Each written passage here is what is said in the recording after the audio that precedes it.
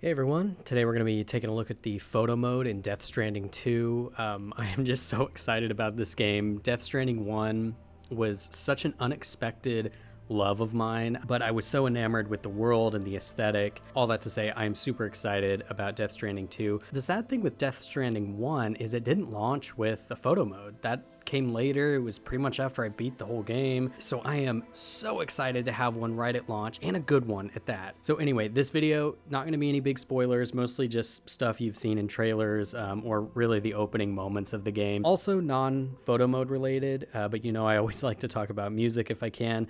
I'm really liking the score a lot better in this one. Now I'm not talking about soundtrack. Low Roar's music was fantastic. I'm talking specifically about the just the instrumental music. I think it's a lot more poignant. I feel the music is a lot less atmospheric and a little bit more punchy, which I like.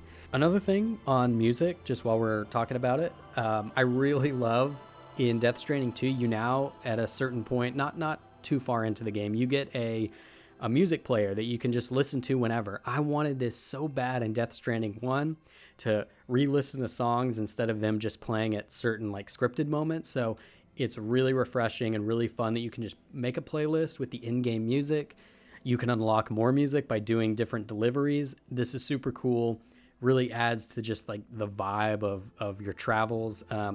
Really nice change. I'm glad they put that in. So anyway, yeah, really liking the music score. I actually, literally minutes before recording the audio to this, Mondo announced the vinyl collection, and I'm a big vinyl collector, so I got that immediately. I'm super excited. So anyway, let's get into the photo mode.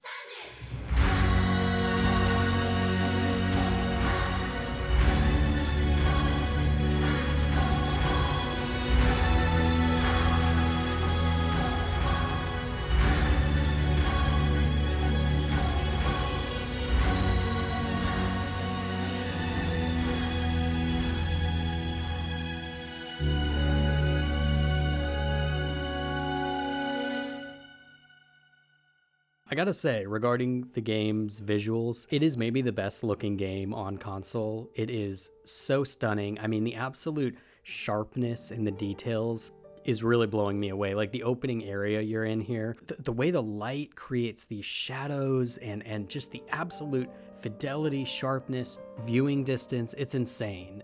So the game just begs to be captured, just like the first one, but this one really takes it up a notch. I think the standout feature in terms of what changed from the first one is now we have 3-point lighting options, which is great. You can choose the colors, intensity, distance. There's a lot of modulation between where the lights are going.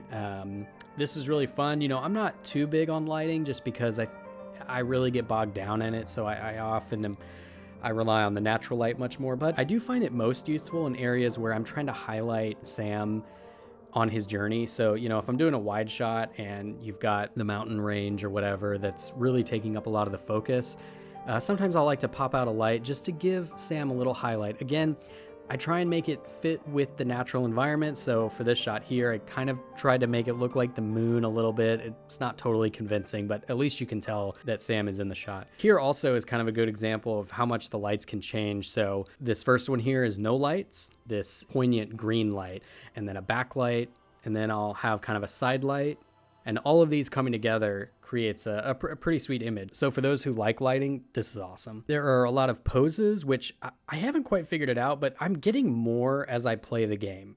I'm not being notified of this. I don't know if I'm unlocking them somehow. I am definitely getting more pose options because as I go through them, I'm noticing things that I didn't have before. And then there's also, which some games have added before, there's the creepy camera staring. So you can have Sam follow where the camera is and look right into it. This is actually really helpful for trying to get a little bit better eye line with whatever shot you're trying to get, but it does make for a funny video effect when you move the camera around really fast. There's a really fun use of the photo mode too in games. So now in the resting room, you can put up an image that you've taken anything in the game and put it there. This could probably lead to some really funny things because this stays active during cutscenes. So I'm imagining if you had just like a hyper close-up of Sam's face, this would be during a cutscene. One thing I don't like is this game is doing exactly what The Last of Us remake did, where the camera is locked to Sam. So even if you remove him from the shot, even if you're trying not to get him in the shot or whatever, it like stays in this orbit camera lock. I absolutely hate that. I don't know why that decision is made. It's so much better when the camera is just free and you can take it anywhere. So you kind of have to deal with the camera being locked, and sometimes when you try and get low angles, the camera locks and like sort of pushes you inward in a way you don't want it to be. It's very annoying. I wish they would just change that. There's also a mechanic where you can throw this character up and kind of use it as like an Assassin's Creed eagle vision, where you're surveying the land. I really hoped you could use the photo mode here to kind of get better options for really high up shots. You cannot. It's a bummer. Again, I think sometimes we just restrict photo modes for no reason. I don't know if it's a mechanical thing. I just don't know. I much prefer if you just go off the rails, like the Plague Tale games or Deathloop did this, where you just kind of can take the camera anywhere. You can phase it through stuff. You can just go anywhere. I like that much more. Just let us go wild. The previous Death Stranding video I did was kind of analyzing this weird additional photo mode thing that I have not gotten to in the game yet. I thought about waiting to make this video until I got there, but I really wanted to get something out quick just so people knew what the actual photo mode was like. I'm really excited to see what this is all about and what kind of gameplay effect it has. I might make a follow-up video, we'll see, but haven't gotten there yet. Yeah, but I'm really enjoying it so far. It's an amazing game to capture photos in. It's absolutely gorgeous. The changing weather environments, the absolute fidelity of everything around you is really jaw-dropping. So let me know, are you enjoying Death Stranding 2? Are you going to get it? Till next time.